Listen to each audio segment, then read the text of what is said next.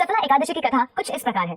चंपावती नगरी में एक महिषमान नाम का राजा राज्य करता था। उसके 4 पुत्र थे। उन सब में लुम्भक नाम वाला बड़ा राजपुत्र महापापी था। वो पापी सदा पर स्त्री और वेश्यागमन तथा दूसरे बुरे कामों में अपने पिता का धन नष्ट किया करता था। सदैव ही देवता ब्राह्मण वैष्णवों की निंदा किया करता था। जब राजा को अपने बड़े पुत्र के ऐसे कुकर्मों का पता चला तो उन्होंने उसे अपने राज्य से बाहर निकाल दिया। तब वो विचारने लगा कि कहाँ जाऊं, क्या करूं। अंत में उसने चोरी करने का निश्चय किया। दिन में वो वन में रहता और रात्रि को अपने पिता की नगरी में चोरी करता तथा प्रजा को तंग करना और उन्हें मारने का कुकर्म चालू किया।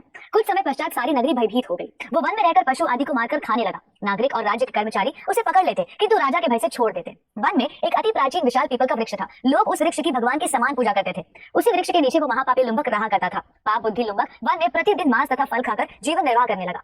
पौष मास के कृष्ण पक्ष की दशमी के दिन वो शीत के कारण निष्प्राण सा हो गया। अगले दिन सफला एकादशी को दोपहर में सूर्य देव के ताप के प्रभाव से उसे होश आया। भूख से दुर्बल लुम्भक जब फल एकत्रित करने लगा तो सूर्य अस्त हो गया। तब उसने वही पीपल के वृक्ष की जड़ में फलों को निवेदन करते हुए कहा, इन फलों से लक्ष्मीपति भगवान विष्णु संतुष्ट हो। उसके द्वारा अनजाने में किए गए निष्काम उपवास एवं पछतावे से श्री हरि को प्रसन्नता हुई और उन्होंने उसके समस्त पापों को क्षण भर में ही नष्ट कर दिया। और उसी समय आकाशवाणी हुई, हे लुम्भक, तुम्हारे व्रत से खुश होकर श्री हरि ने तुम्हारे सारे पाप नष्ट कर दिए हैं। अब तुम अपने राजमहल जाओ और अपने पिता को आराम देकर राजा का पद संभालो।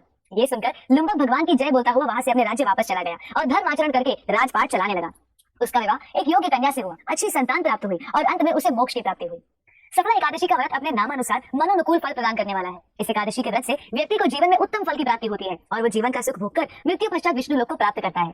आइए हम सब भी सफला एकादशी का व्रत रखें और भगवान श्री विष्णु श्री कृष्ण को प्रसन्न करने का प्रयास करें। धन्यवाद। हरे कृष्ण।